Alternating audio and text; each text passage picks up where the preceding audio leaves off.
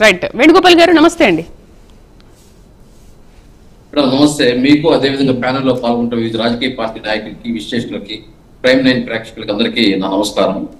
Madam, ఈరోజు ఏదైతే రాయలసీమ ప్రాంతంలో ఎక్కువ మంది రైతులు ఈ ఏనుగుల వల్ల ఇబ్బంది కలుగుతాం. రాయలసీమ ప్రాంతంలో వర్షపాతం తక్కువగా ఉంటుంది.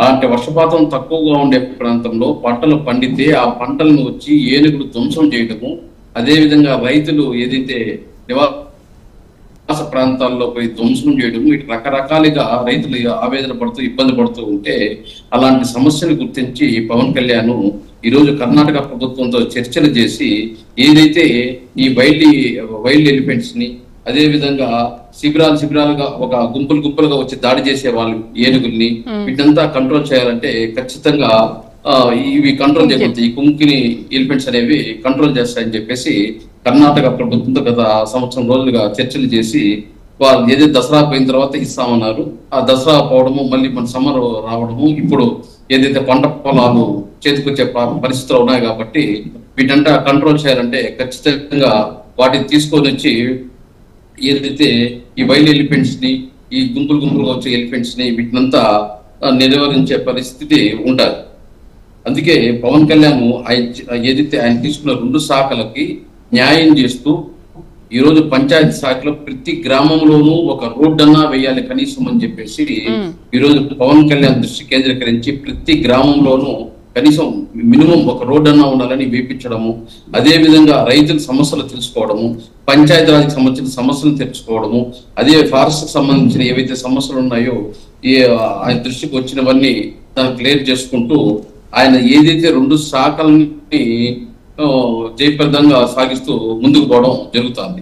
ఏదైనా ఒక బాధ్యత తీసుకున్నప్పుడు ఆ బాధ్యతని నెరవేర్చే పరిస్థితి నాయకులు గాని ఉంటే అక్కడ రైతులకు గాని ప్రజలకు గాని ఇలాంటి నాయకులకి మళ్ళీ అయితే వేణుగోపాల్ గారు పంట పొలాలు నష్టపోవడము, రైతులు కూడా దాంట్లో దెబ్బతినడము, అంటే పంట పొలాల వల్ల వాళ్ళు నష్టపోవడము, ప్రాణ నష్టం జరగడము, గ్రామాలు కూడా విడిచి వెళ్లిపోయిన రోజులు కూడా ఉన్నాయి.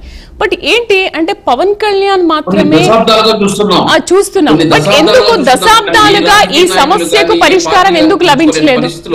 ఈరోజు పవన్ కళ్యాణ్ చేశారు, దృష్టి కేంద్రీకరించి ఈరోజు ఆ సమస్య పరిష్కారం కోసం ప్రయత్నం చేస్తున్నారంటే రాష్ట్ర ప్రజలు, రైతుల తరఫున, అందరి తరఫున హ్యాండ్స్ అప్ చెప్పాల్సింది పవన్ కళ్యాణ్ గారికి. ఓకే వేణుగోపాల్ గారు, అదే నేనేం అడుగుతున్నానంటే ఎందుకు దశాబ్దాల నుంచి ఈ సమస్య నానుతూనే ఉంది, ప్రజలు నష్టపోతూనే ఉన్నారు, రైతులు ప్రాణాలు పోగొట్టుకుంటున్నారు, పంట పొలాలు పోతున్నా, అయినప్పటికీ కూడా ఏ ప్రభుత్వం కూడా ఎందుకు ఇలాంటి దానికి ముందుకొచ్చి చేయలేదంటారు? అదే ఇప్పుడు ఒక నాయకుడు అనేవాడు ఏదో మాటలు చెప్పేసి మళ్ళీ ఏదో ఎలక్షన్ చూసే మాటలు చెప్పేది కాదు, దాని కోసం నిర్విరామ ప్రయత్నం చేస్తా ఉండాలి. ఈరోజు మాకు తెలిసి రాయలసీమ ప్రాంతం 20-30 సంవత్సరాలుగా చూస్తున్నాం. ప్రతిరోజు పేపర్ తెలిస్తే కనీసం సంవత్సరానికి ఏనుగుల దాడులని, రైతులు మరణాలని ఇలా రకరకాలుగా చూస్తూ వచ్చాం. అలాంటి దానికి ఈ రోజు పవన్ కళ్యాణ్ గారు పుల్ స్టాప్ పెట్టారంటే ఈరోజు అందరూ కూడా స్వాగతించాలి. ఇది రాజకీయాలకు అతీతంగా స్వాగతించాల్సిన విషయం. ఎందుకంటే ఇంకా ఇలాంటి టెక్నికల్ ప్రాబ్లమ్స్ ని క్లియర్ చేయాలంటే ఖచ్చితంగా నాయకులు దానిపైన దృష్టి కేంద్రీకరించాలి. కానీ మనం చూస్తున్నాం గత దశాబ్దాలుగా ఏ నాయకుడు కానీ ఇంత ఫాలో చేసి ఇది సమస్యని క్లియర్ చేయాలని చెప్పేసి ఎవరు ముందుకు రాలేదు. అలాంటి పవన్ కళ్యాణ్ లాంటి వ్యక్తి రావడము మేమందరం స్వాగతిస్తున్నాం. రైట్. పసుపులేటి సురేష్ గారు నమస్తే అండి, వైసీపీ అధికార ప్రతినిధి.